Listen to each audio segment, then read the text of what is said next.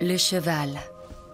Depuis la nuit des temps, il subjugue l'homme par son élégance, sa puissance et sa beauté.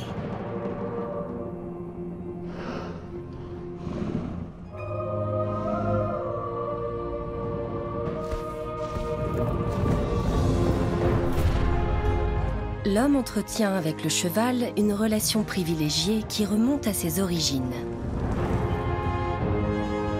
Les premières œuvres d'art de l'humanité représentaient déjà le cheval.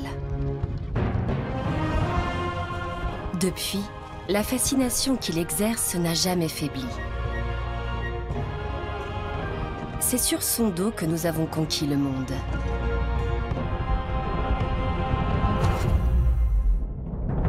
Pourtant, nous en savons très peu sur la manière dont notre histoire commune a débuté. Et nous ignorons pourquoi nous semblons faits l'un pour l'autre.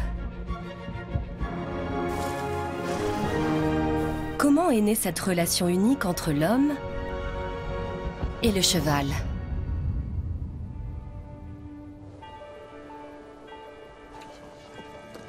Nous sommes dans l'État de l'Alberta, au Canada, au pied des montagnes rocheuses.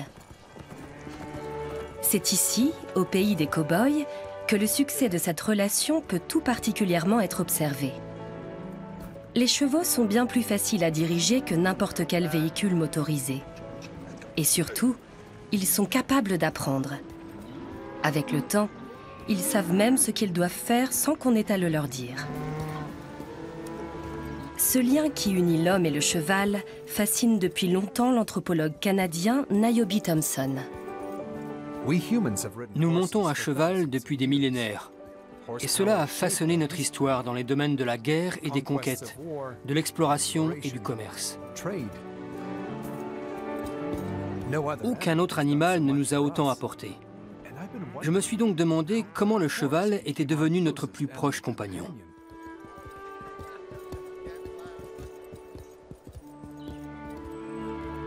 De nombreuses questions restent encore en suspens. Où et quand a-t-il été domestiqué? Pourquoi accepte-t-il de nous porter sur son dos?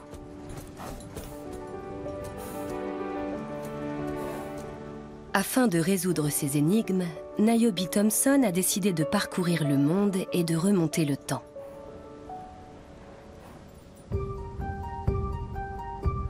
L'histoire du cheval commence pour nous il y a 50 millions d'années, sur le site fossilifère de Messel, près de Francfort.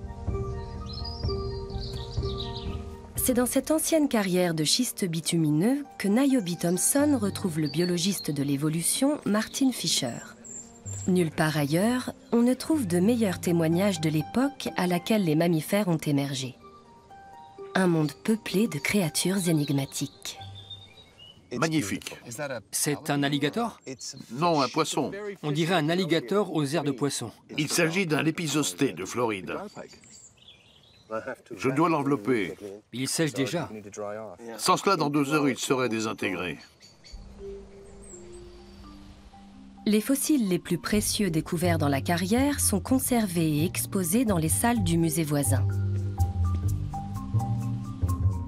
Les représentants de certains de ces animaux fossilisés ont à peine évolué en 50 millions d'années, comme le crocodile, la chauve-souris ou encore la grenouille. D'autres, en revanche, étaient totalement différents de leurs descendants actuels, notamment le cheval. Difficile de croire qu'une telle créature a donné naissance à toutes les espèces de chevaux. Mais l'expert reconnaît le lien de parenté. Vous voyez ces canines? Elles rappellent celles d'un chien. C'est vrai qu'on dirait un carnivore. Si vous vous demandez pourquoi les étalons d'aujourd'hui ont des canines, vous avez la réponse ici. Ce cheval primitif présentait-il déjà les caractéristiques qui allaient faire de lui la plus précieuse des montures? C'est ce que compte bien découvrir Martin Fisher. Dans ma vie, j'ai toujours voulu voir les choses bouger. Je rêverais d'observer ce cheval en mouvement. Martin Fisher s'est fait un nom dans le monde de la science en étudiant justement l'appareil locomoteur des animaux. Il a analysé en détail celui des chiens, des chats et même des sauriens.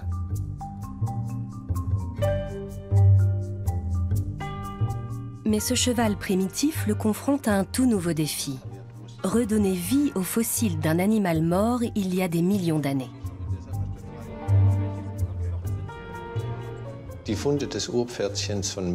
Les découvertes faites à Messel sont absolument exceptionnelles.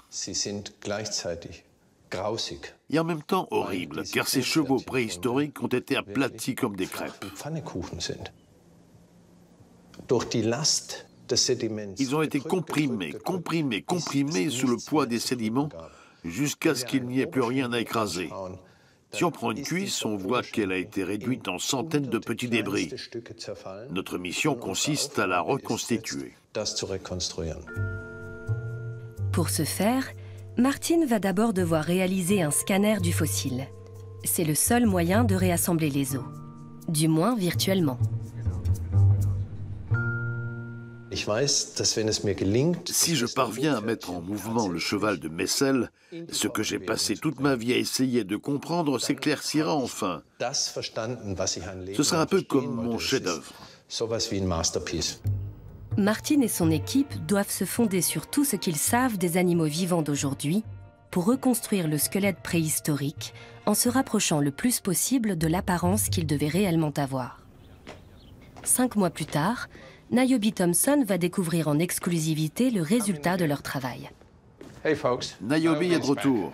Regardez ça. C'est l'animation définitive. Oui, c'est l'animation finale. On a 2 allures différentes.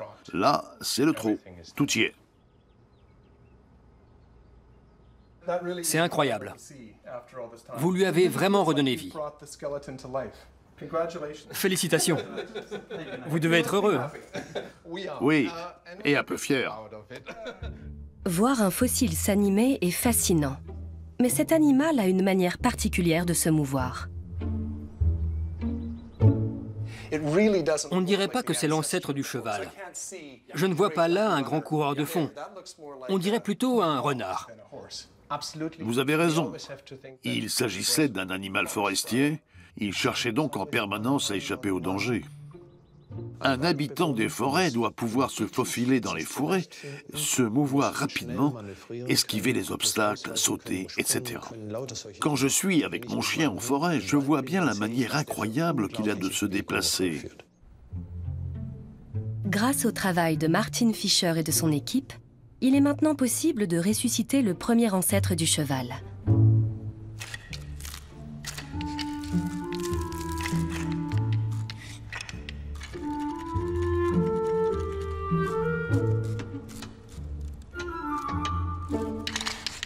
C'est un animal de petite taille et vulnérable.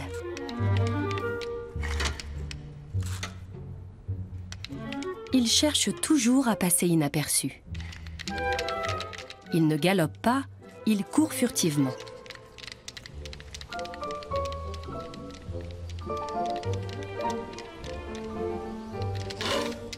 Bien que cette créature ne semble rien avoir en commun avec le cheval d'aujourd'hui, elle fait bien partie de la même famille. Son anatomie est simplement adaptée à la dense forêt tropicale qui recouvre alors l'Europe et qui fourmille de prédateurs à l'affût, au regard desquels il faut se dérober.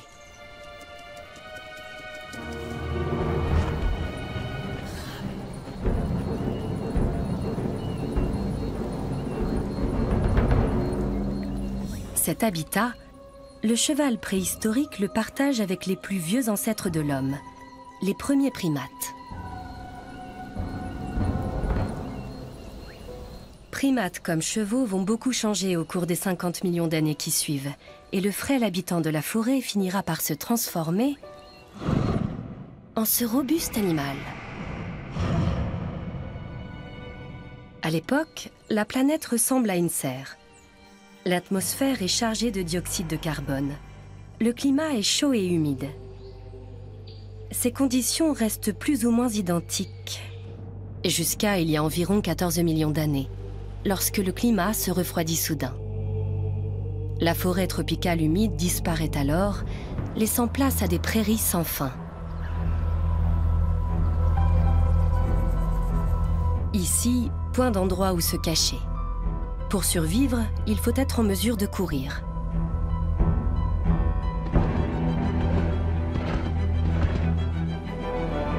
C'est là qu'apparaît le cheval tel que nous le connaissons aujourd'hui. C'est une merveille de l'évolution.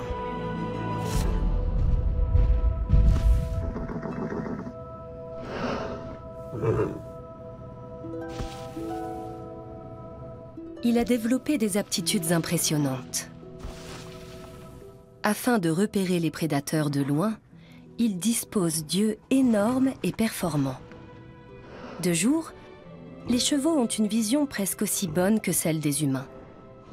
De nuit, ils voient même mieux que nous. Les chevaux ont une vision panoramique presque parfaite qui comporte seulement 2 angles morts, droit derrière eux et juste devant la tête. Pour compenser, ils sont dotés d'un organe sensoriel hypersensible. À l'instar des mains de l'homme, les lèvres du cheval sont dotées de milliers de terminaisons nerveuses. Et grâce à leurs vibrisses, leurs poils de barbe, ils sont en mesure d'identifier ce qui n'entre pas dans leur champ de vision. Pour qu'ils puissent brouter de l'herbe, leur tête s'est allongée au cours de l'évolution, créant ainsi de l'espace pour de nombreuses molaires qui continuent de pousser tout au long de leur vie. Alors qu'ils augmentaient en taille, leurs pattes sont devenues plus longues et plus élancées. Des jambes de coureurs de fond.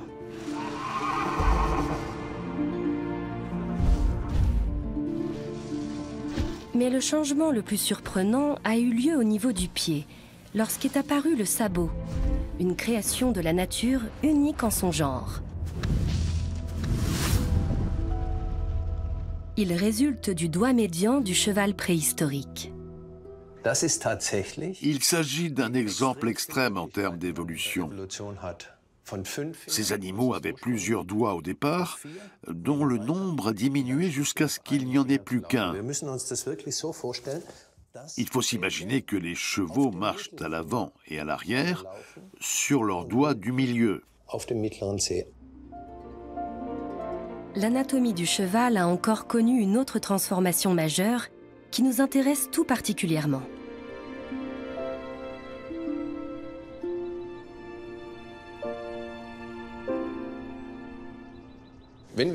L'homme ne monte pas beaucoup d'animaux. Il y a l'autruche, le chameau et le cheval. Et celui qui a notre préférence, c'est le cheval. Cela s'explique par le fait que toute cette zone reste bien plus stable que chez n'importe quel autre mammifère actuel.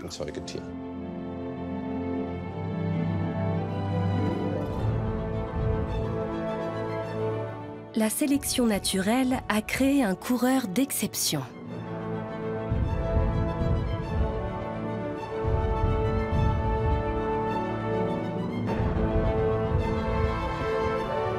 La nature nous a fait un magnifique cadeau avec le cheval, qui des millions d'années après son apparition, continue de nous fasciner.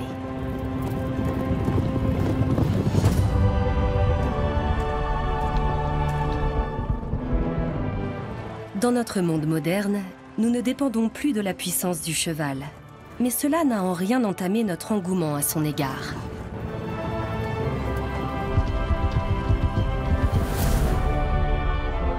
Et pour une bonne raison. Il peut nous transporter plus rapidement que n'importe quel autre animal. Sur son dos, on a presque l'impression de voler.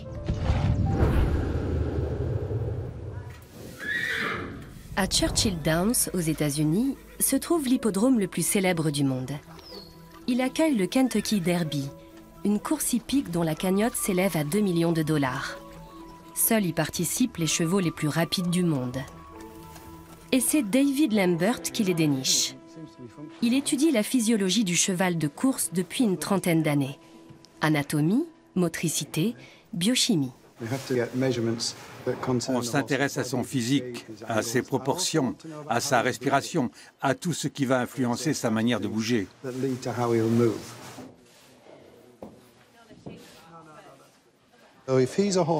Si c'est un cheval qui aime économiser ses forces durant la course et déployer toute son énergie sur la fin, il faut que son cœur soit capable d'envoyer rapidement beaucoup de sang dans les muscles, au moment où le jockey lui demande de sprinter.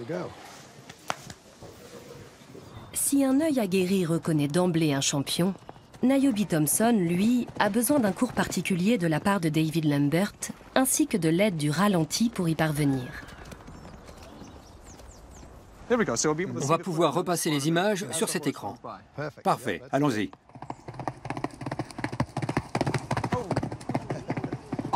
Très franchement, ça va trop vite pour moi. Mais on va ralentir un peu les images et vous allez me dire ce que vous voyez. Regardez, quand il pose la jambe antérieure au sol, on voit les tendons et les ligaments se tendre. Puis quand il rebondit, la jambe est projetée en avant. Pas par le muscle, mais par l'énergie élastique emmagasinée dans les tissus à la manière d'une catapulte. Et c'est comme ça à chaque foulée. Cette énergie élastique semble très efficace. Oui, sans elle, le cheval aurait besoin de 45 kg de muscles aux jambes pour déplacer son gros corps.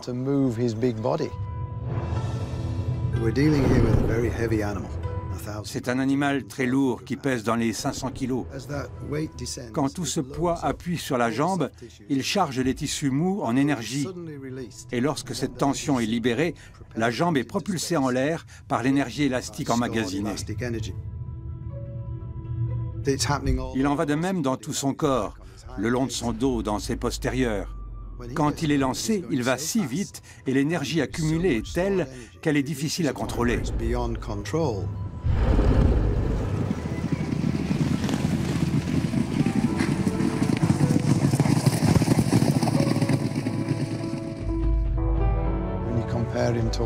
Le cheval se distingue des autres mammifères par sa taille et sa vélocité.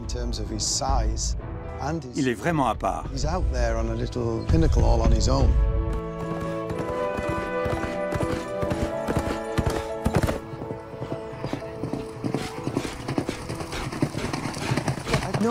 Quand les chevaux courent, on les entend respirer très fort à chaque foulée. On dirait qu'ils suffoquent. Leur respiration est calée sur leur foulée. Quand leurs antérieurs touchent le sol, ils doivent expirer.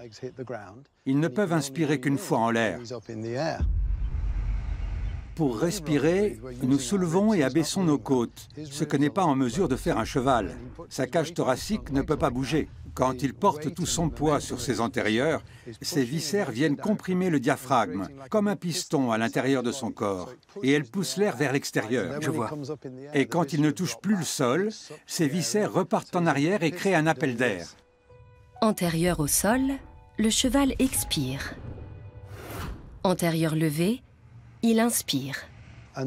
Cela implique donc certaines limites, car plus il va vite, moins il a le temps de respirer. Je n'ai pas l'impression qu'il respire, mais plutôt qu'il suffoque. Vous et moi, nous manquerions d'air. Mais il n'en va pas de même pour le cheval.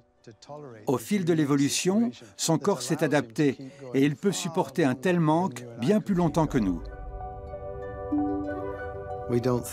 On ne s'imaginerait pas démarrer une course en étant déjà en état d'asphyxie. Il nous serait impossible de supporter un tel manque d'air. Ce serait trop douloureux. Mais un cheval, lui, ne semble pas rencontrer ce problème. Il puise tout l'oxygène qu'il peut dans son sang jusqu'à la dernière goutte.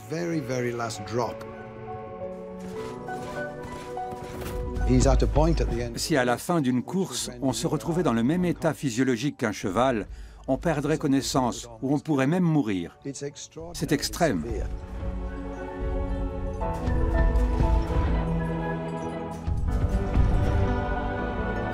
Les chevaux repoussent leurs limites jusqu'au plus haut point, pour nous. Mais nous ne nous en rendons pas compte et n'apprécions souvent pas cet effort à sa juste valeur. À la fin d'une course, un cheval plane. L'image typique, c'est celle d'un animal qui bondit et qui s'ébroue avec beaucoup de vigueur. Cet état euphorique est dû à un niveau d'épuisement tel que nous serions incapables de le supporter.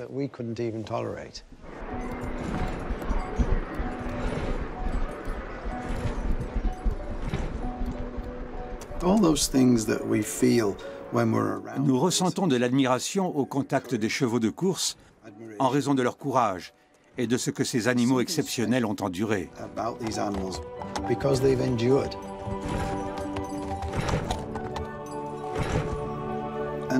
C'est une incroyable preuve de confiance qu'ils nous donnent en acceptant nos soins, en revenant vers nous et en recommençant.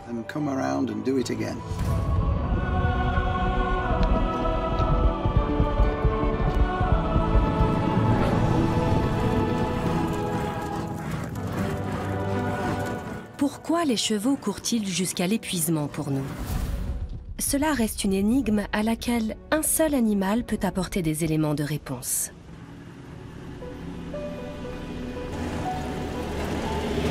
Pour en savoir plus, Niobe se rend dans une région reculée de Mongolie.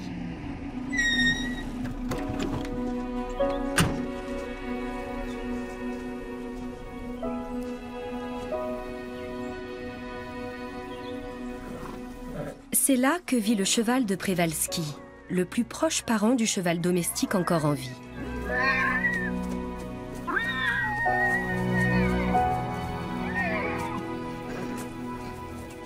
Ces chevaux étaient éteints à l'état sauvage et n'existaient plus qu'en captivité. Durant des décennies, une biologiste, Claudia Fay, s'est battue pour réintroduire une partie d'entre eux en Mongolie. La plupart des membres de ce troupeau, qui ne cesse de s'agrandir, sont nés ici, en liberté.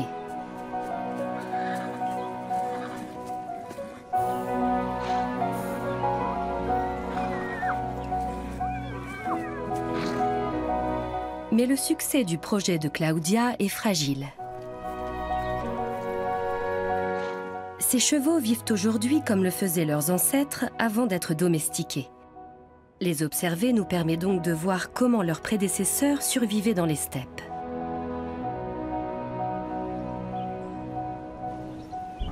Car ici se cache encore leur plus grand ennemi, le loup.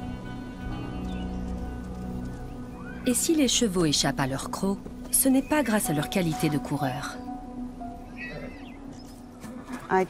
J'ai choisi des animaux qui avaient des affinités, car je voulais qu'ils forment à nouveau un troupeau.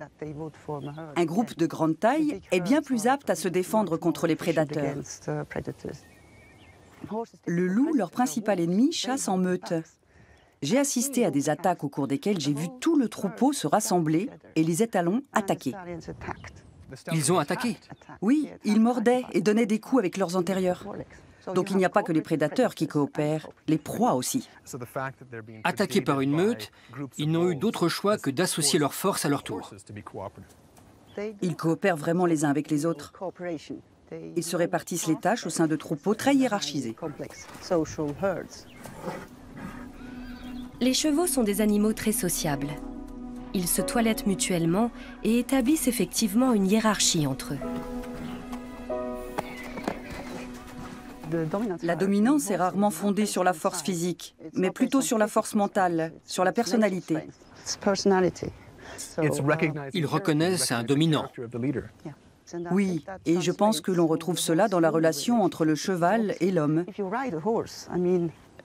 Un cheval pèse 5 ou 10 fois plus que nous, alors comment pouvons-nous le dominer en étant si petit? C'est un phénomène mental.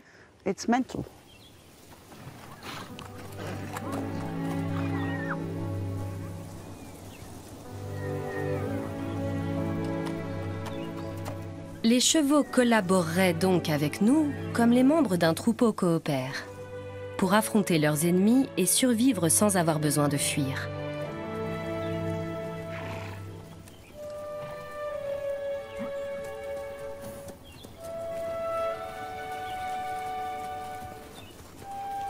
Quand les chevaux sont livrés à eux-mêmes, ils s'organisent en communauté, car comme chez les humains, l'union fait la force. J'essaye de leur offrir une vie plus naturelle. Les chevaux n'ont pas besoin qu'on les monte. Ils peuvent se passer de nous. Ils sont contents d'être indépendants.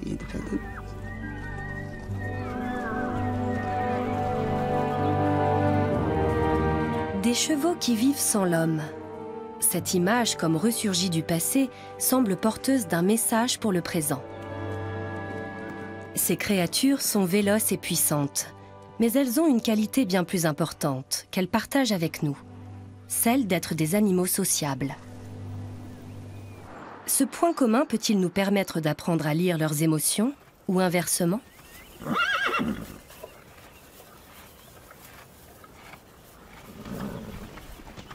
Pour répondre à ces questions, il faut se rendre dans le sud de l'Angleterre, chez Karen McComb. Cet éthologue travaille avec des chevaux depuis des années pour tenter de déchiffrer ce qu'ils pensent et surtout ce qu'ils ressentent. Quiconque a déjà eu affaire à des chevaux sait qu'ils peuvent avoir des caractères très différents. Pour Karen, cela indique qu'ils sont eux aussi doués d'une vie émotionnelle. Nous avons l'habitude de voir des êtres humains exprimer des émotions. Mais les chevaux ont également une face incroyablement mobile et font des mimiques très subtiles.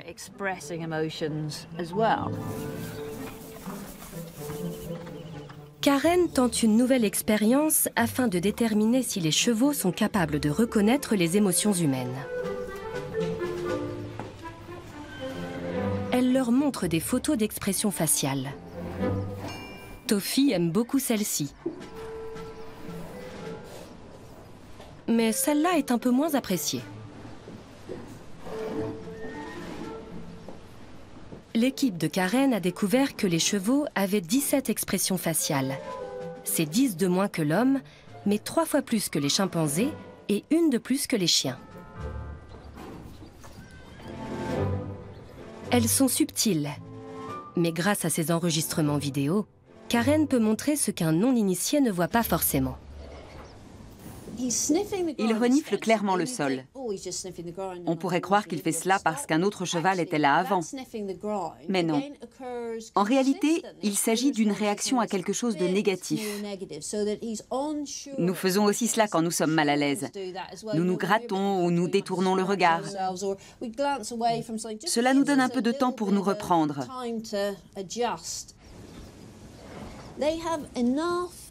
Ils sont suffisamment intelligents pour interpréter non seulement les expressions de leurs congénères, mais également celles de nos visages. Que les chevaux puissent lire leurs émotions mutuelles et ainsi communiquer entre eux semble aller de soi. Mais qu'ils soient également en mesure de reconnaître les nôtres sur nos visages est tout simplement fascinant.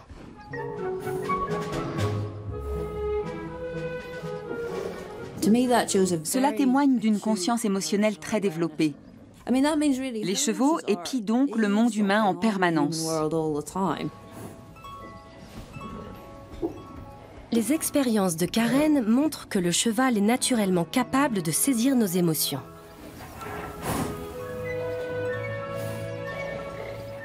Et si nous faisons un petit effort et y regardons de plus près, nous pouvons nous aussi apprendre à faire de même avec les chevaux.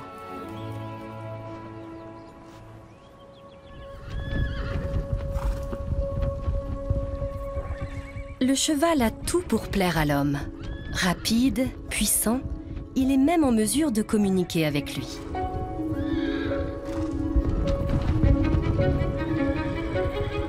Comment s'est passée la première rencontre entre ces deux êtres? L'homme a-t-il vu dans le cheval un animal comme les autres?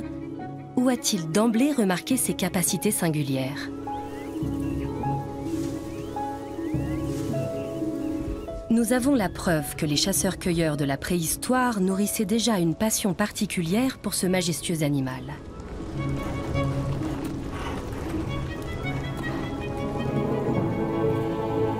Les gorges de l'Ardèche, dans le sud de la France. C'est ici que se trouve la grotte Chauvet, nouvelle chapelle Sixtine de la préhistoire, après celle de Lascaux. La grotte originale n'est pas accessible, mais grâce à cette réplique, on peut admirer des œuvres d'art parmi les plus anciennes de l'humanité. Tous les grands animaux de cette époque sont représentés ici. Rennes, grand félin, buffle. Mais au centre de toute cette faune sauvage, un animal se détache, le cheval. Comme si pour les hommes préhistoriques, il jouait déjà un rôle à part. Nos ancêtres l'ont parfaitement reproduit et bien plus souvent que les autres animaux.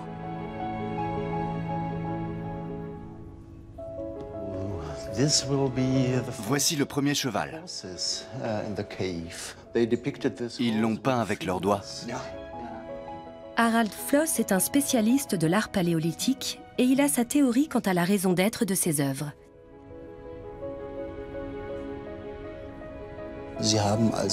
Les hommes chassaient et le cheval était l'une de leurs principales sources de nourriture. Mais je suis convaincu que dans les steppes ouvertes de l'ère glaciaire, ils entretenaient une relation qui allait au-delà de ça avec ces animaux. Pour ces hommes, tout avait une âme. Les rivières, les montagnes et bien sûr les animaux. Si je tue un animal pour le manger alors qu'il a une âme, il y a conflit. Un conflit qui pourrait bien expliquer l'origine de ces peintures. Ils devaient se dire qu'ils avaient réalisé une mauvaise action et faisaient donc tout leur possible pour se rattraper et amadouer l'esprit du cheval. Durant des dizaines de milliers d'années, nous avons considéré les chevaux comme du simple gibier. Mais les traces laissées par nos ancêtres sur les parois de la grotte Chauvet annoncent déjà un nouveau chapitre de l'histoire de l'humanité, qui, quelques millénaires plus tard, va voir notre rapport à cet animal magique changer pour toujours. À la fin de la dernière ère glaciaire, le climat se réchauffe à nouveau. Les prairies sur lesquelles les chevaux paissent disparaissent alors. Les forêts reprennent le pas sur les steppes. Survivre dans ce nouvel environnement est de plus en plus difficile pour les chevaux, qui passent à 2 doigts de l'extinction. Il se pourrait bien que ce soit nos ancêtres qui, en décidant de domestiquer une poignée de leurs derniers représentants, leur aient évité de disparaître.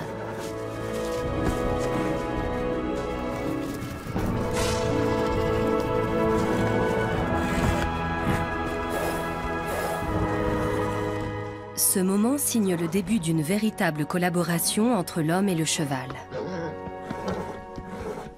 Il n'y a pas si longtemps, on ignorait encore où et quand cette domestication avait eu lieu.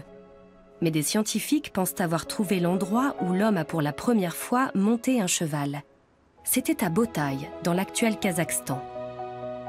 Au début des années 1980, l'archéologue Victor Zeibert a construit ici une tour du haut de laquelle il a fait une curieuse découverte. Des cercles. Il s'agissait des fondations d'anciennes maisons vieilles d'environ 5500 ans. Fait inhabituel, car à cette époque, seuls des nomades habitaient ici. C'est du moins ce que l'on pensait jusqu'alors. Et Victor a fait une découverte encore plus surprenante. Des millions d'ossements de chevaux.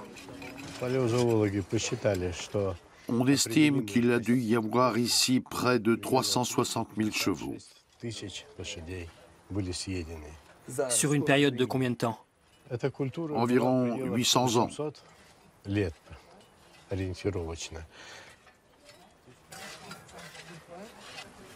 Cette incroyable quantité de restes équins a attiré l'attention de 2 archéologues britanniques, Catriona Mackenzie et Alan Outram. Ils ont encore effectué des fouilles cet été et Niobe est venu voir le résultat.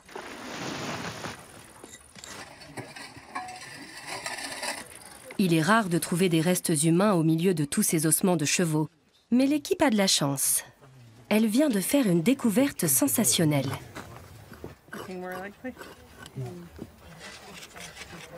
Un crâne.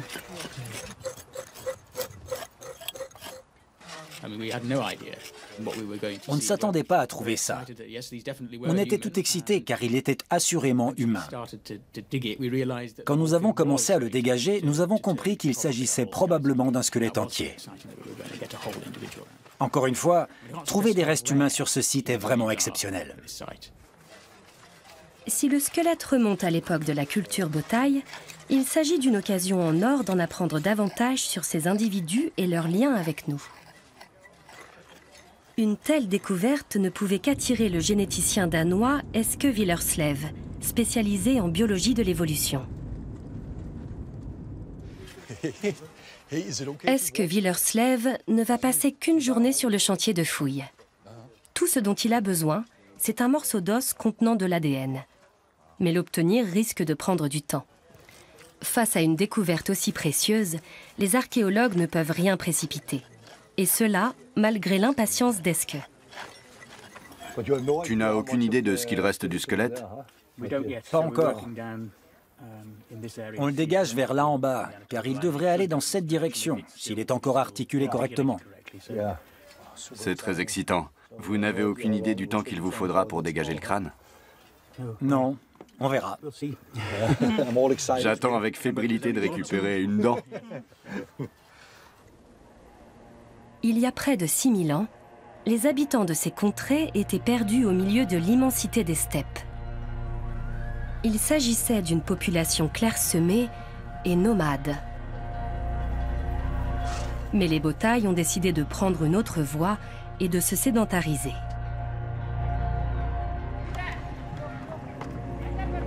Ils ont construit un village, une véritable révolution.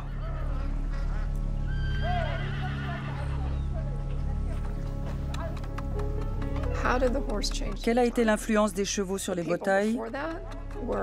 Auparavant, ces chasseurs-cueilleurs se déplaçaient à pied et changeaient tout le temps d'endroit. Ils tuaient tous les animaux qu'ils trouvaient. C'est donc un gros changement. Ils se sont mis à manger exclusivement du cheval et à construire de grands camps permanents. Le cheval, l'animal le plus mobile de tous, était-il vraiment l'unique proie des Botaï? Les scientifiques disposaient d'un indice décisif, mais qui n'était pas visible à l'œil nu. C'est là qu'Alan Outram a décidé de rechercher des résidus de lait de jument. C'était très excitant. Si on en retrouvait, on disposait alors d'une preuve concluante, car on ne peut pas traire une jument sauvage. L'archéologue a rassemblé des débris de céramique et les a analysés.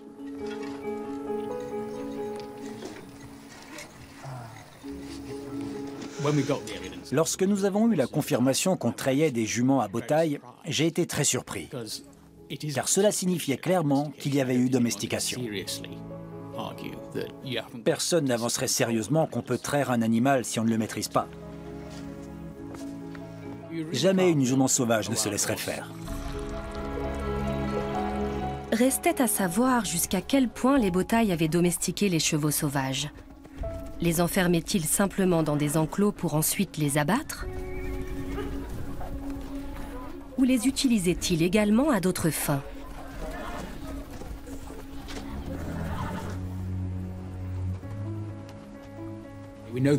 Nous savons qu'ils les mangeaient, mais nous pensons qu'ils les montaient aussi. C'est extrêmement difficile de contrôler des chevaux sans un moyen de locomotion. Il est donc presque impératif d'être sur un cheval pour en rassembler d'autres.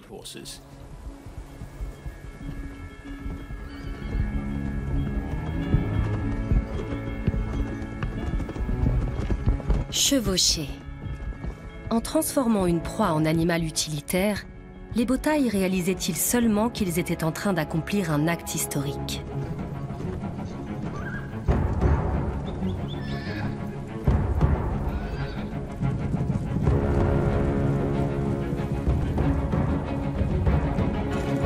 Les premiers cavaliers ont dû avoir l'impression d'entrer dans une nouvelle dimension.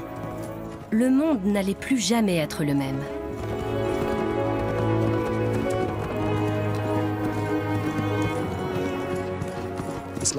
Ils ont dû ressentir une immense liberté. C'était comme s'ils venaient d'inventer la voiture, sauf qu'il suffisait de sortir pour capturer le véhicule.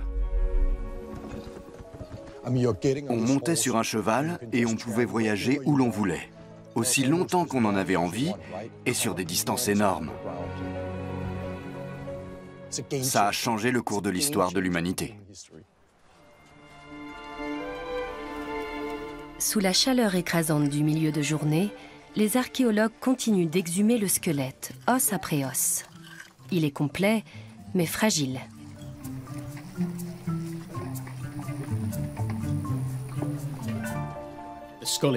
Le crâne était écrasé, totalement fracturé. Il y avait beaucoup de morceaux maintenus ensemble uniquement par la terre. Une fois la tête dégagée, pourra-t-on retirer la mâchoire inférieure pour récupérer une dent? La mâchoire va se détacher. D'elle-même? Oui. Le squelette est si vieux que le généticien redoute que l'ADN ne soit dégradé.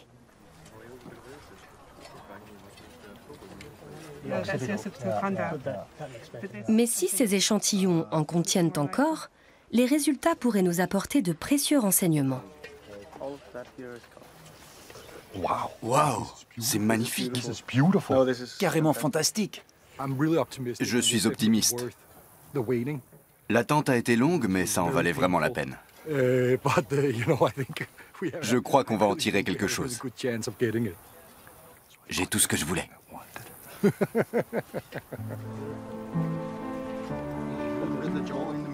Est-ce que Willerslev a récupéré les échantillons osseux dont il avait besoin?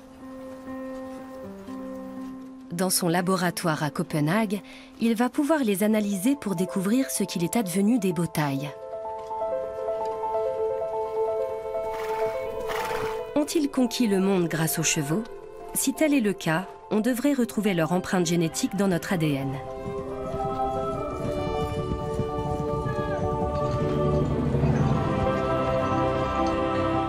Quoi qu'il en soit, ils ont posé un jalon dans l'histoire de l'humanité en inventant l'équitation.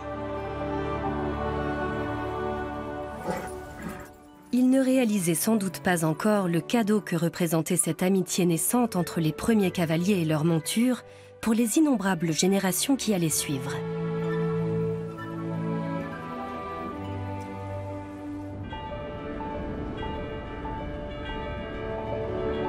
Plus de 5000 ans plus tard, dans les montagnes canadiennes, des hommes perpétuent ce lien ancestral. Mais jusqu'à aujourd'hui, les méthodes de domestication du cheval ne cessent de se renouveler.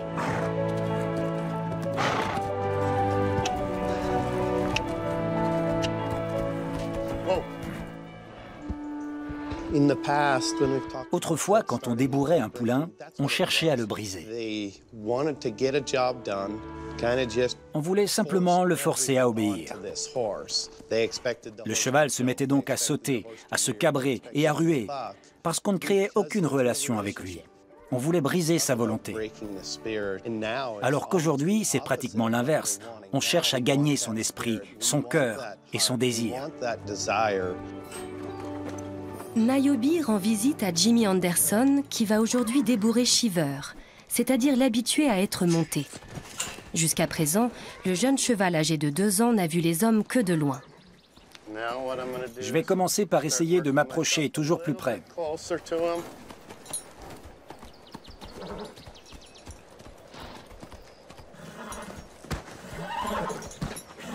Niobe est là pour une semaine, mais Jimmy pense qu'il lui faudra bien moins de temps pour parvenir à mettre une selle à Shiver.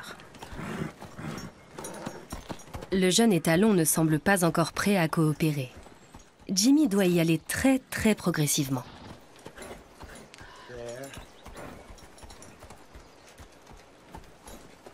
Voilà. Je veux maintenant que ce cheval me regarde droit dans les yeux. Quand il commencera à le faire, j'aurai réussi à capter son attention.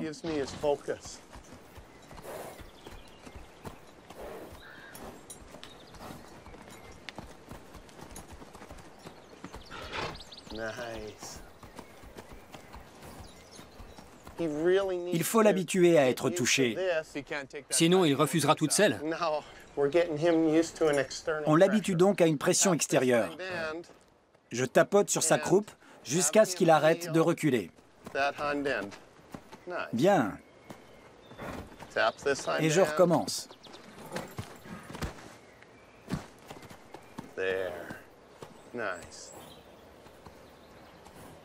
Je m'approche pour voir si je peux le caresser un peu. Les chevaux sont des proies. Il est dans leur nature de chercher à se protéger des prédateurs. C'est justement sur ce besoin de sécurité que va jouer Jimmy. Un cheval a peur quand il est éloigné de son troupeau et du cheval dominant. Mais si on parvient à gagner sa confiance, à créer un lien, alors il n'y a plus de limite à ce qu'on peut faire avec lui. Quand je débourre un poulain, il ne faut pas que ce soit une compétition, mais plutôt le début d'une collaboration. Je vais maintenant approcher avec la corde pour qu'il bouge son arrière-main.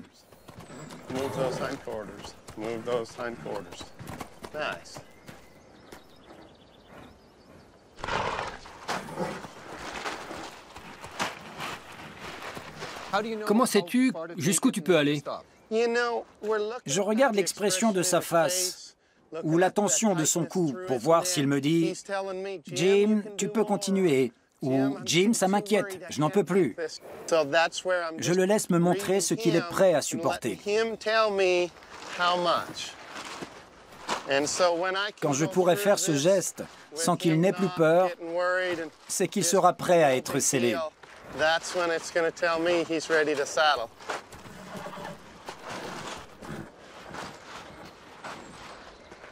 À présent, il accepte la bâche.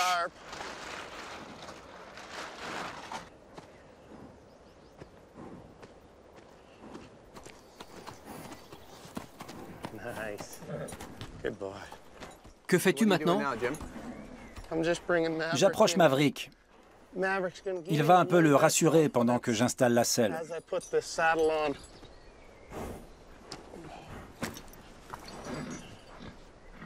C'est la première fois. Oui, c'est la première fois.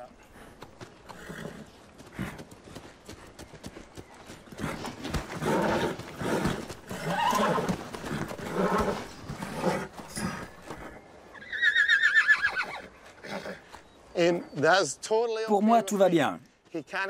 Il était un peu inquiet, mais c'est normal. Bien. Il était légèrement tendu, mais il s'apaise. Et maintenant, chaque fois qu'il s'arrête, je veux qu'il me regarde.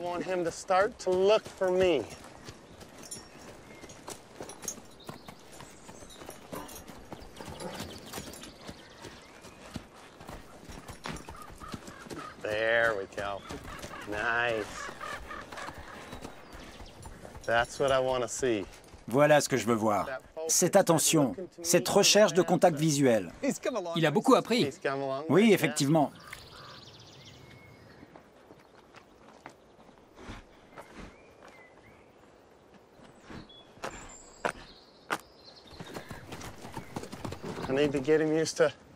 Il faut qu'il s'habitue à me voir sauter quand je monte en selle ou quand je descends.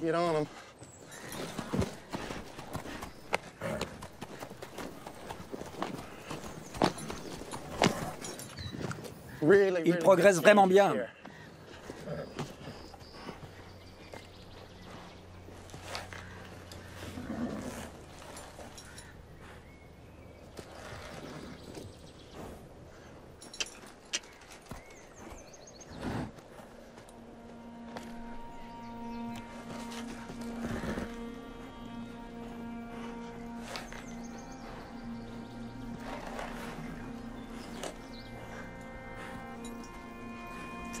Il reste incroyablement calme.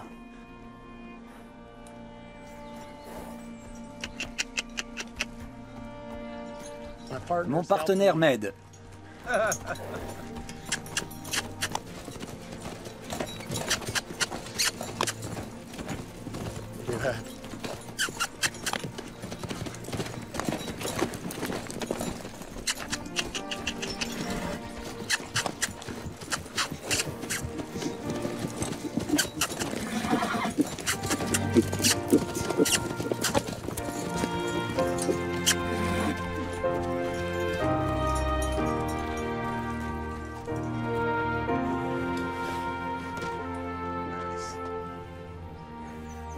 C'était fantastique de voir ça.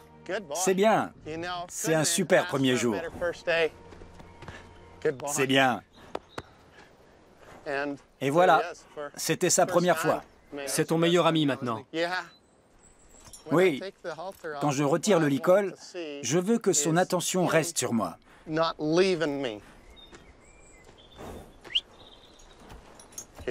ne me regarde pas. Voilà, parfait. Je veux créer un lien, non pas physique, par la corde et la force, mais mental.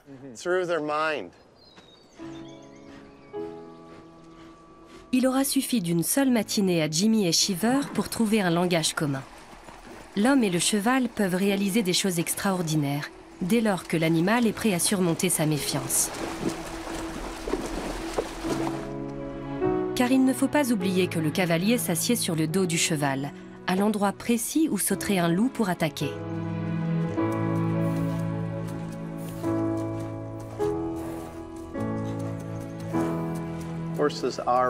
Les chevaux déploient des efforts incroyables pour devenir nos partenaires. Ils donnent tellement que j'ai envie de leur donner autant en retour. Ils m'accordent une telle confiance que je ne peux qu'être là pour eux.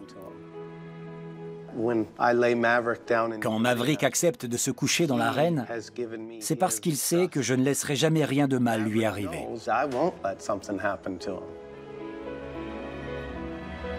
L'affection qui peut aujourd'hui unir l'homme et le cheval est impressionnante. Mais ce sentiment est sans doute bien en deçà de ce qu'ont dû éprouver les premiers humains qui ont conclu ce pacte d'amitié avec le cheval.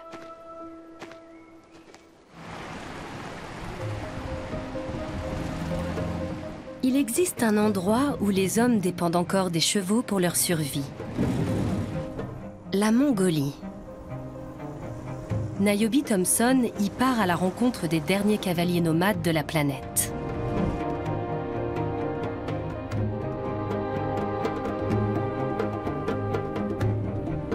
C'est l'été dans l'Altaï.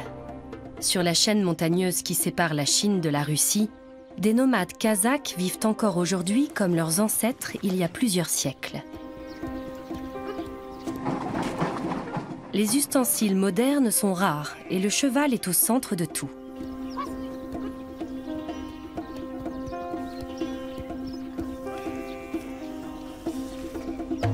Ici, les traditions sont ancestrales et par chance, l'une d'elles veut que la porte soit toujours ouverte aux étrangers.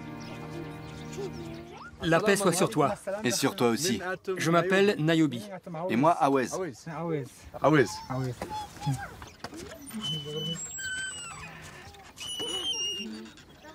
La famille d'Awez et Rimis invite Niobe dans sa yourte. Avec tant de chèvres, de brebis et de vaches à l'extérieur, on pourrait s'attendre à ce qu'il y ait beaucoup de viande à table. Mais la plupart des aliments sont fabriqués à partir de lait de jument.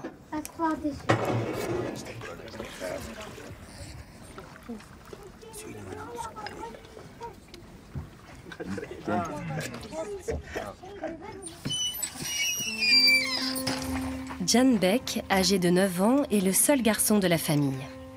Son père et lui s'occupent de tous les animaux. On dirait qu'il reste en selle du matin jusqu'au soir.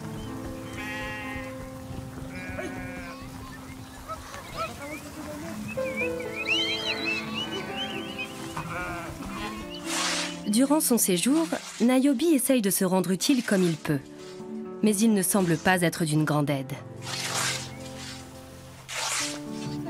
Les femmes l'initient à l'art de la traite, qui nécessite de leurrer la jument. On met un poulain à téter, puis on le retire rapidement du pis afin de récupérer le lait.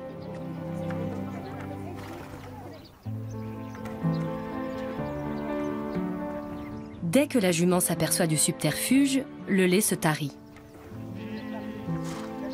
Ce qui ne tarde pas à arriver à Niobe.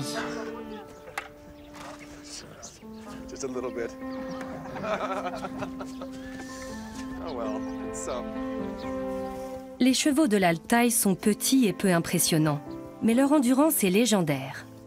Ils peuvent galoper sur 50 km d'affilée. Et il n'est rien que les jeunes Kazakhs aiment davantage que faire la course.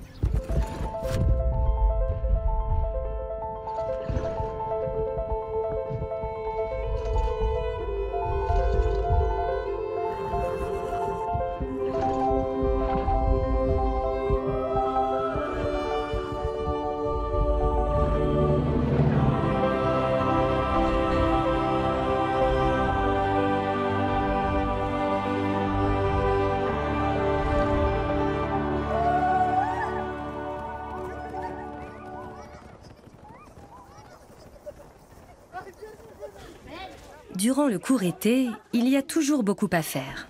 Mais de temps en temps, les nomades interrompent leur travail pour faire la fête. Et comme toujours ici, le cheval est au centre des réjouissances. C'est sur son dos que l'on pratique le bouskashi, un jeu où l'on se dispute une peau de chèvre. Ou encore le jeu de « l'homme embrasse la femme », où pour changer, ce sont les femmes qui poursuivent les hommes avec un fouet pour cheval.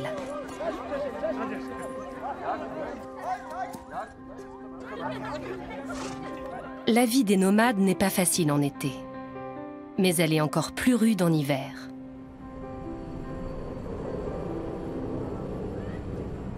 À l'arrivée des mois les plus froids, Aouez et sa famille se sont réfugiés dans une vallée profonde. Ici, l'hiver est supportable. Il est maintenant temps de rejoindre les quartiers de printemps. Pour Jan Beck, ce voyage ne sera pas comme les autres. Pour la première fois, il va conduire le bétail à travers le col avec les chevaux. C'est son premier voyage d'homme.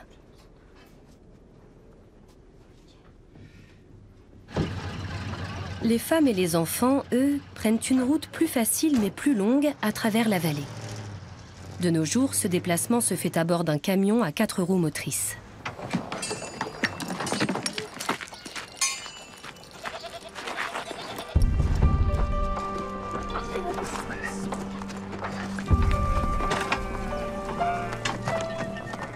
C'est parti, avec 300 chèvres, 200 moutons, 60 vaches, 40 chevaux et un chameau.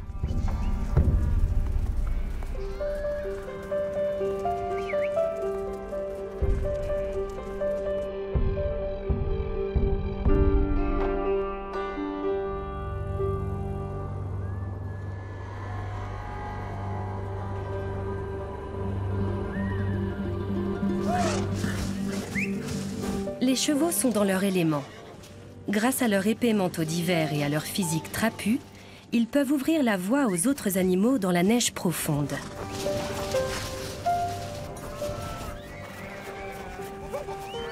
Mais pour eux aussi, les conditions de voyage sont fatigantes. Aouez doit souvent descendre de selle. Ils vont parcourir plus d'une centaine de kilomètres. La seule nourriture dont disposent les animaux est celle que peut porter le chameau.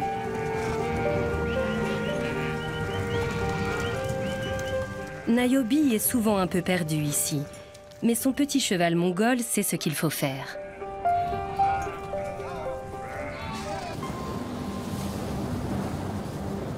Les vents sont violents, mais la caravane les affronte et finit par atteindre le col.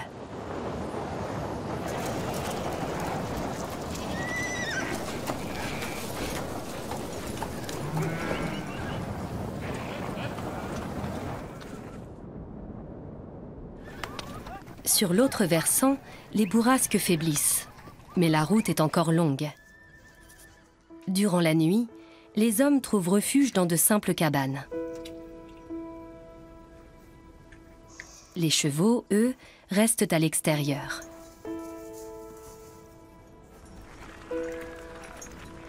Le 3e jour, la descente se poursuit dans la vallée, où le climat est plus doux. Aouez et Jan Beck n'ont pas perdu un seul animal en chemin.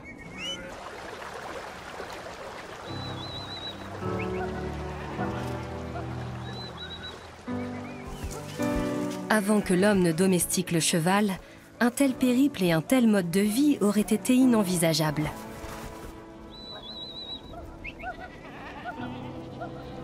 Les chevaux ont permis aux nomades de multiplier par 4 leur quantité de bétail.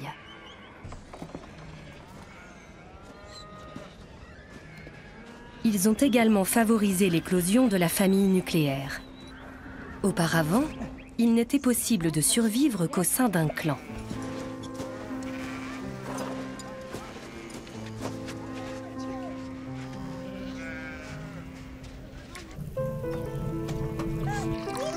La famille est à nouveau réunie. Une scène hors du temps, qui se répète ici chaque année depuis des temps immémoriaux.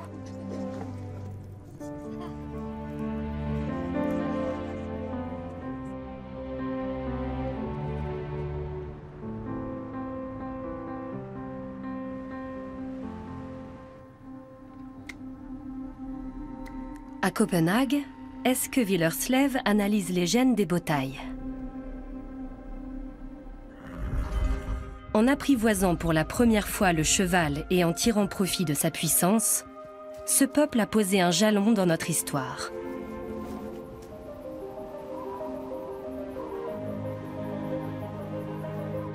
Les Botai auraient dû être les maîtres du monde.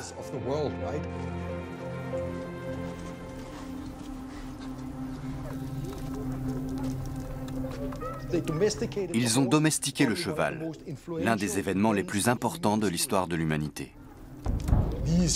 Ces chasseurs-cueilleurs sont montés sur le dos de leur proie et ont commencé à les traire. Ils ont tout bien fait.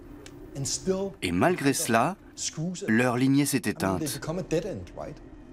Ils n'ont eu aucun impact.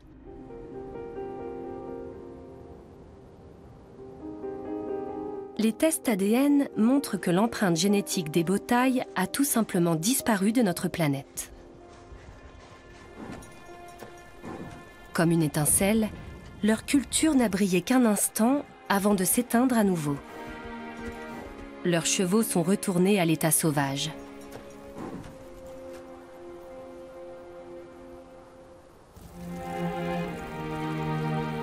Mais alors, comment la domestication du cheval a-t-elle pu à jamais changer la face du monde ?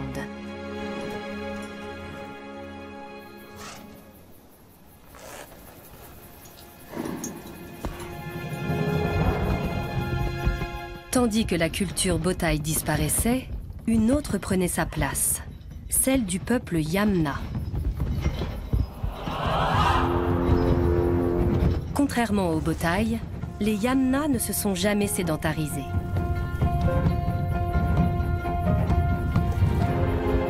Ils ont formé la première grande culture équestre et ont conquis les étendues infinies des steppes d'Asie centrale à dos de cheval.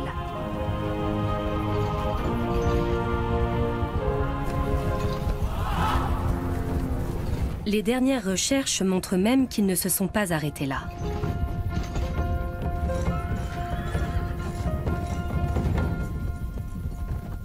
Les chevaux les ont menés bien plus loin encore. Les Yamna et leur culture ont eu une énorme influence non seulement sur les populations asiatiques, mais aussi européennes.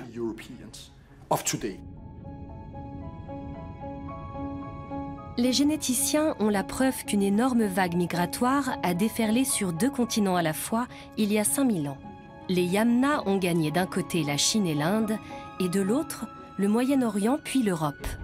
Et ce, en un temps record. En 2 siècles, ils déferlent sur un territoire qui s'étend sur 5000 km. C'est probablement la plus grande dissémination de population de l'histoire.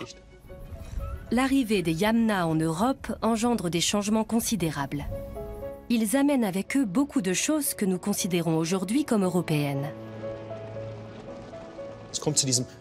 On assiste à un tournant génétique. La couleur de peau claire, typique des Européens d'aujourd'hui, n'apparaît qu'à la fin de ce mouvement migratoire. Auparavant, les gens étaient plus basanés. Et il y a 10 000 ans, ils avaient même la peau si sombre qu'on ne les aurait pas distingués des Africains. Les Yamna transforment également la société en profondeur. Ils importent une structure familiale totalement nouvelle. La famille nucléaire, qui va devenir l'unité de base de la société.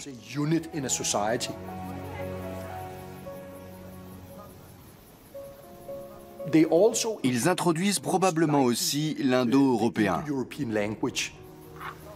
De nos jours, la famille des langues indo-européennes est celle qui compte le plus de locuteurs dans le monde. Les Yamna se sont disséminés comme aucun autre peuple dans l'histoire et sont en partie à l'origine des Européens modernes. Mais comment sont-ils parvenus à se disperser sur 2 continents en si peu de temps? Aujourd'hui encore, cela reste un mystère.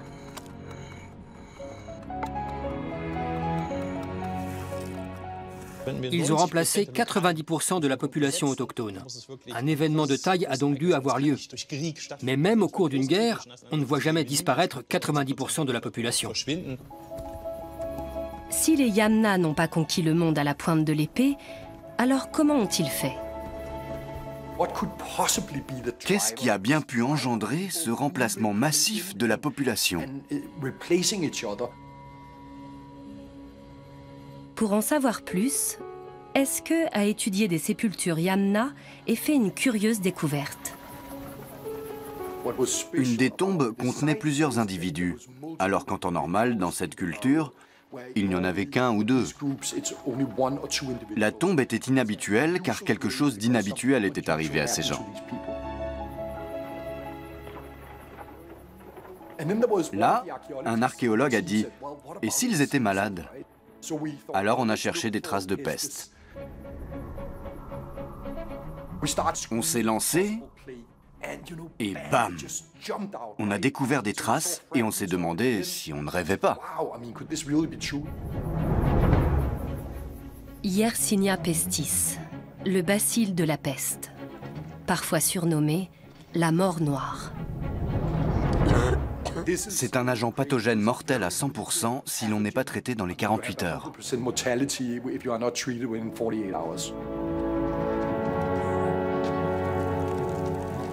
Cette tombe se situe à Kitmanovo, dans l'actuelle Russie. Elle nous raconte une histoire tragique.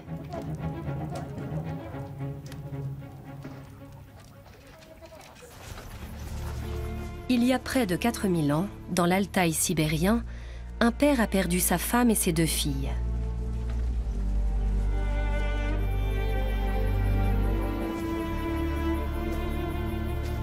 Il les a enterrées côte à côte.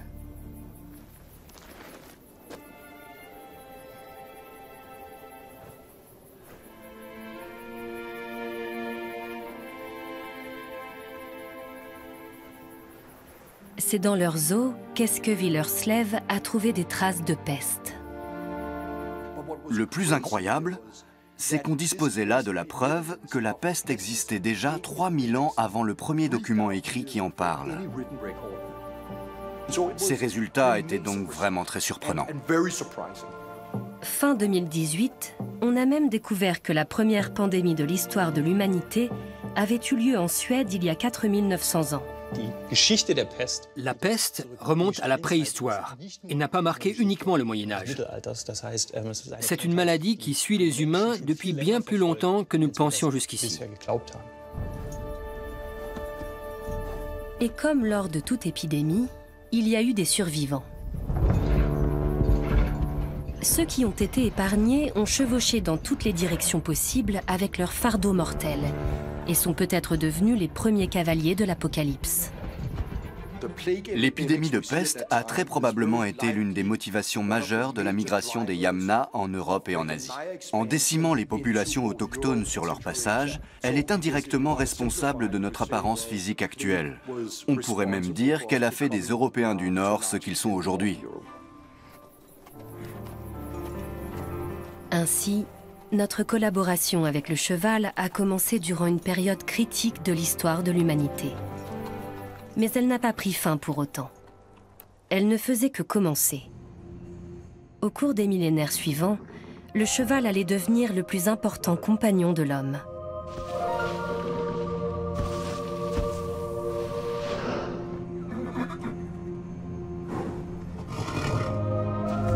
Il nous a même portés jusque dans les régions les plus reculées du globe.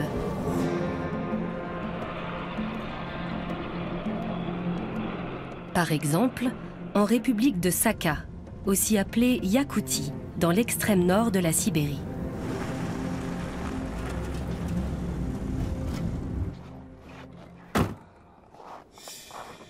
Ici, le froid a donné naissance à une race de chevaux singulière.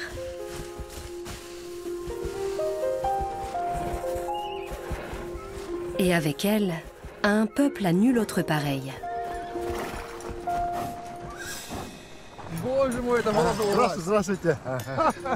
Alexei est Yakoute. Sa famille vit depuis des générations dans la région habitée la plus froide du monde. Et ce, en partie grâce aux chevaux.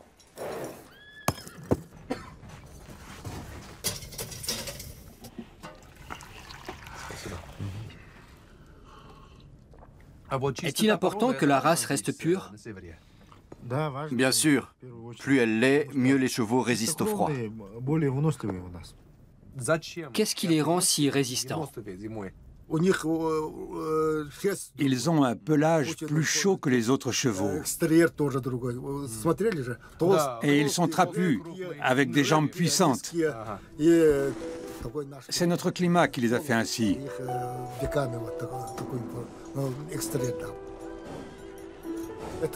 Ces chevaux sont des animaux sacrés, notre Dieu.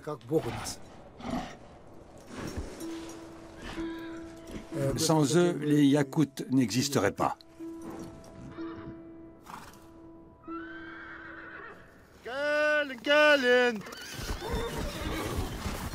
Ici, les températures peuvent descendre sous les moins 60 degrés. Pour survivre, l'homme est contraint d'avoir recours à une aide extérieure, en particulier des vêtements très chauds.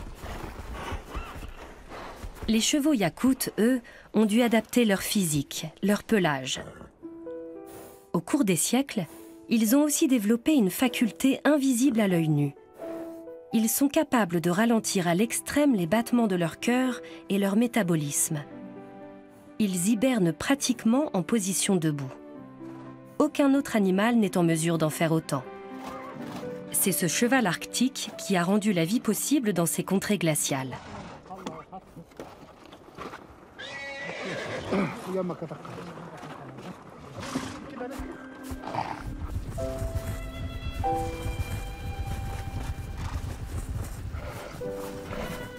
L'homme n'a cessé de modeler les chevaux par croisement, en fonction de ses besoins.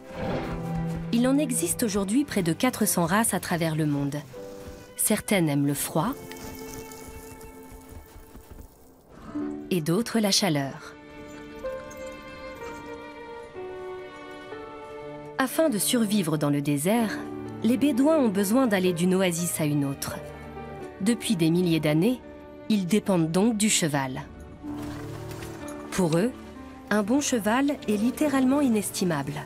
On ne peut jamais le revendre, seulement l'offrir en toute amitié. Le cheval arabe est une véritable race du désert.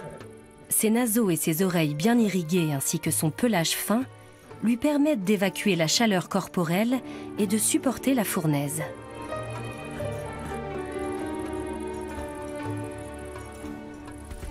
Il est adapté à son environnement jusqu'aux sabots. Particulièrement larges, ils s'enfoncent peu, même dans le sable fin, et permettent ainsi de galoper sans difficulté.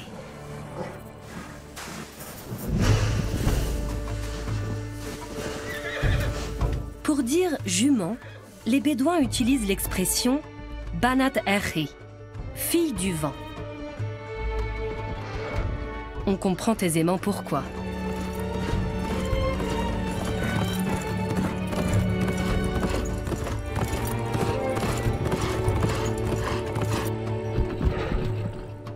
Mais l'arabe n'est qu'une race parmi d'autres.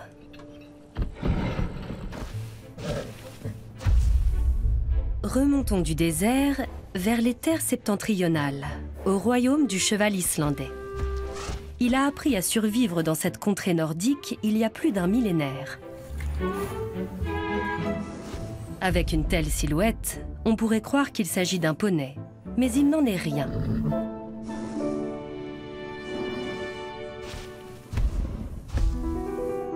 Le frison, lui, a d'abord été élevé pour servir de cheval de bataille. Désormais, il l'est pour sa beauté.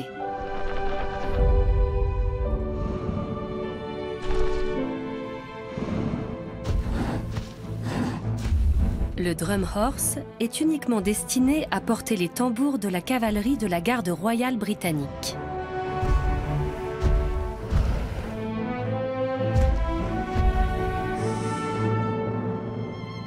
le quarter horse peut se vanter d'être le plus agile de tous les chevaux.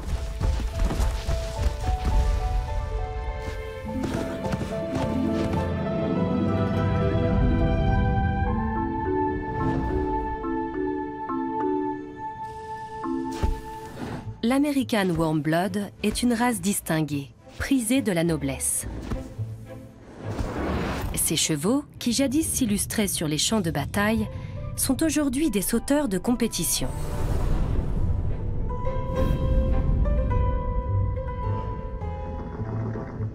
Quant au trait belge, quintessence de la puissance, il est capable de tirer une charge d'1 tonne. Il peut mesurer jusqu'à 2 mètres, mais c'est un tendre géant.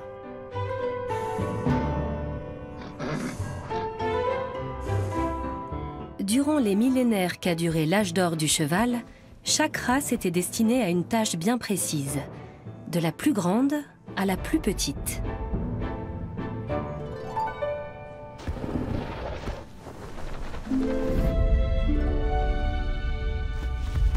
Nos ancêtres nous ont légué une incroyable diversité de chevaux.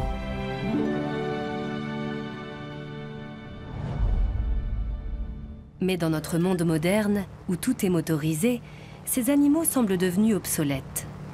Nos chevaux domestiques pourraient-ils retourner vivre dans la nature? Ou les chevaux sauvages appartiendront-ils bientôt au passé? Pour répondre à cette question, Niobe Thompson et le biologiste Phil McLaughlin se rendent dans un endroit insolite.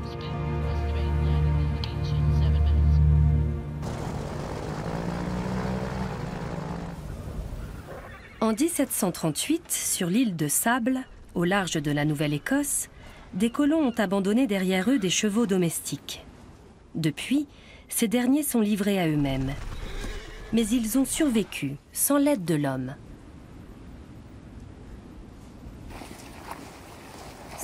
Nous avons modelé ces chevaux selon nos besoins. Et maintenant, c'est la nature qui les façonne. À partir de quand peut-on dire qu'ils sont redevenus sauvages? Pour moi, ils le sont déjà. Ils n'ont aucune autre interaction avec l'homme que celle que nous avons en ce moment en les regardant. Je suis toujours étonné de voir à quel point ils s'en sortent bien. Phil qualifie l'île de laboratoire naturel. Il a observé un changement chez les chevaux. En règle générale, ils sont très farouches, toujours prêts à partir en courant. Mais depuis des générations, ces chevaux n'ont plus aucun ennemi naturel sur l'île.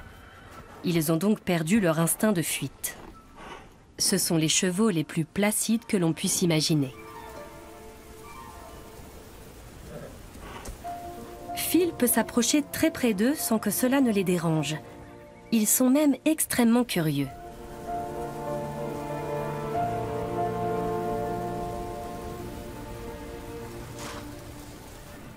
L'île n'est rien moins qu'une grande bande de sable perdu dans l'Atlantique Nord. La vie ici est difficile. L'hiver, les températures descendent bien en dessous de 0 et les tempêtes balayent régulièrement les dunes. Et il y a un autre problème, le manque d'eau douce.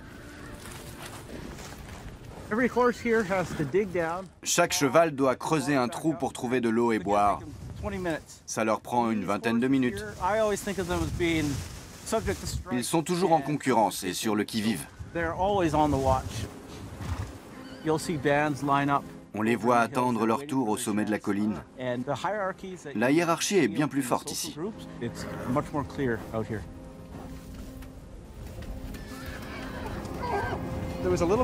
Il y a une rivalité entre les étalons. L'un d'eux essaie d'éloigner un autre de son point d'eau. Exactement. La vie n'est pas facile ici.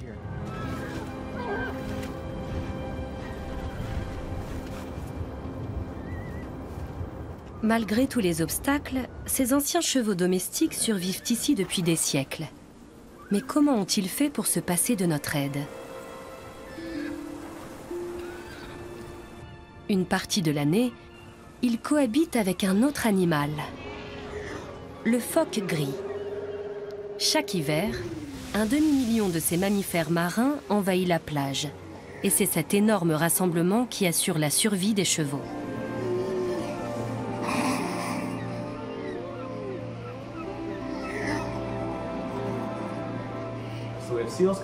Les phoques restent durant des semaines pour s'accoupler et mettre bas, et ils fertilisent les sols.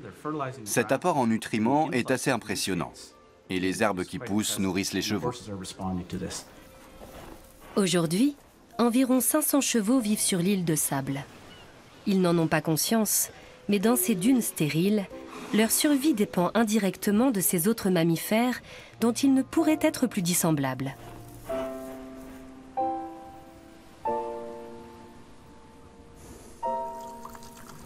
Ici, on peut observer l'évolution à l'œuvre. Elle nous montre que des chevaux domestiques sont capables de retourner à l'état sauvage.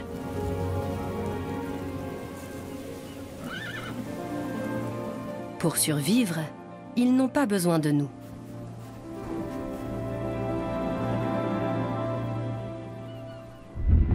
En revanche, beaucoup d'hommes ne peuvent s'imaginer vivre sans les chevaux. Allison Red Crow est l'arrière-petit-fils d'un légendaire chef de la Confédération amérindienne des Pieds Noirs. Il perpétue la tradition équestre de ses aïeux à travers la course hippique. Son équipe s'appelle les Warriors. Nous sommes restés des guerriers, comme nos ancêtres. Ils étaient à cheval tous les jours. Allison et son équipe pratiquent ce qu'on appelle l'Indian Relay, le relais indien.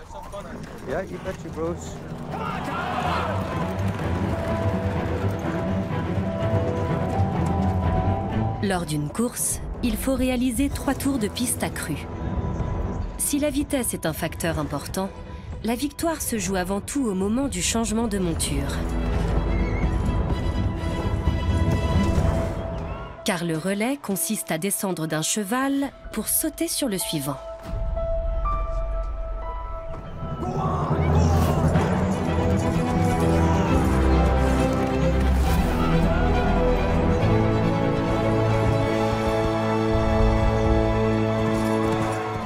Une deuxième place et aucune chute.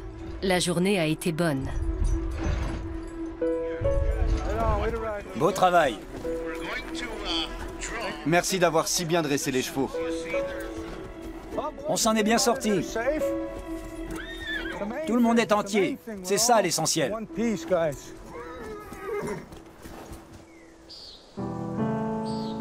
Allison vit sur les bords de la rivière Bow, dans la réserve de la nation autochtone Siksika. Lorsque sa communauté fait la une des journaux, c'est malheureusement souvent pour des histoires de drogue, de misère ou de violence. Mais le ranch d'Allison ressemble à un petit paradis préservé. J'essaye de trouver des guerriers qui sachent s'y prendre avec ces chevaux. Ça demande un certain talent. Cody Big Tobacco fait partie de l'équipe. Yann, son petit frère, rêve d'y entrer. La course hippique a toujours été indissociable de notre culture. On fait ça parce que ça nous plaît. On aime les chevaux et l'adrénaline. Leurs montures n'ont rien à voir avec les chevaux espagnols trapus que montaient leurs ancêtres. Il s'agit de véritables pur-sang qu'on n'amadoue pas facilement. Tu t'entraînes pour l'instant. Le principal, c'est d'arriver à bien sauter dessus. Vas-y doucement. Comment il est? Il est bien, ne t'inquiète pas. Il ne va pas t'éjecter.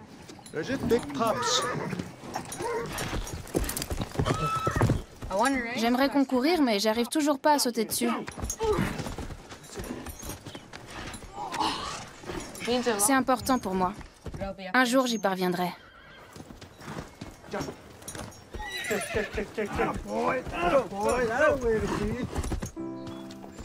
Belle séance d'entraînement.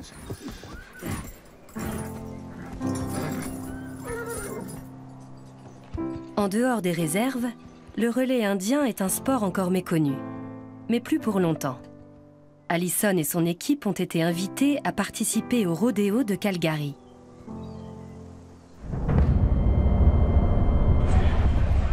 Le Calgary Stampede se veut le plus grand spectacle extérieur du monde.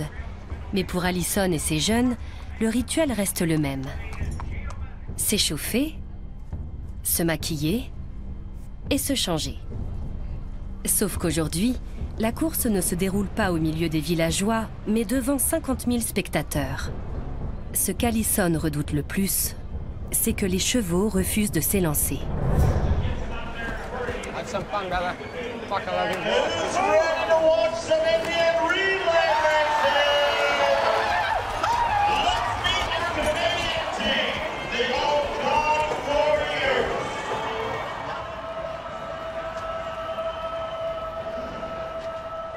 Allison et ses jeunes disposent de 3 tours pour montrer au monde qu'il n'y a pas meilleur cavalier que les pieds noirs.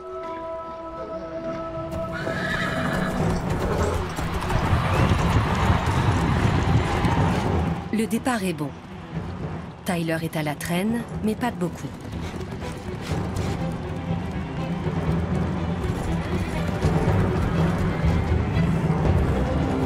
Le premier changement de monture se passe bien.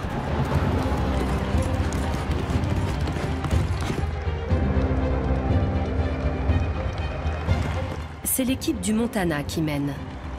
Mais le dernier changement de monture peut encore tout faire basculer.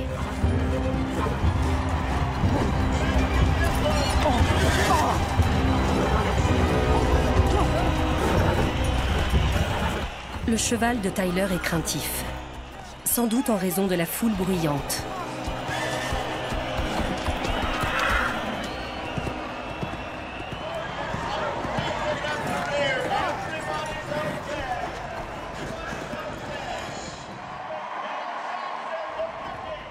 C'est l'équipe du Montana qui remporte la victoire.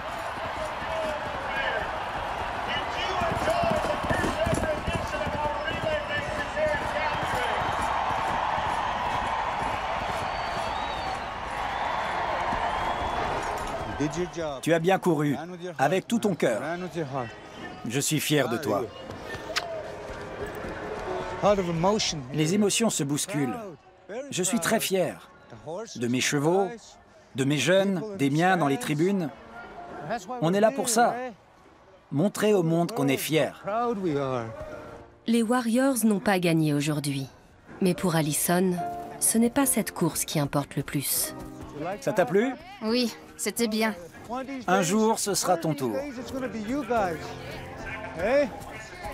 Il a toujours tenté de remettre la nouvelle génération sur le droit chemin par le biais des chevaux. Et cette mission semble bien être un succès.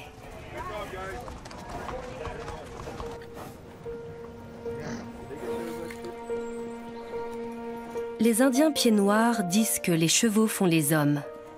Et ce dicton est toujours vrai.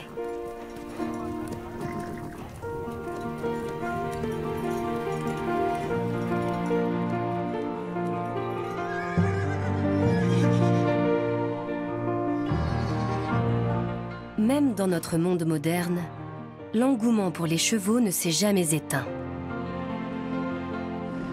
Jusqu'à notre temps, notre collaboration avec les chevaux semble sans faille. Et elle nous rappelle sans cesse que l'histoire de l'humanité est indissociable de la leur.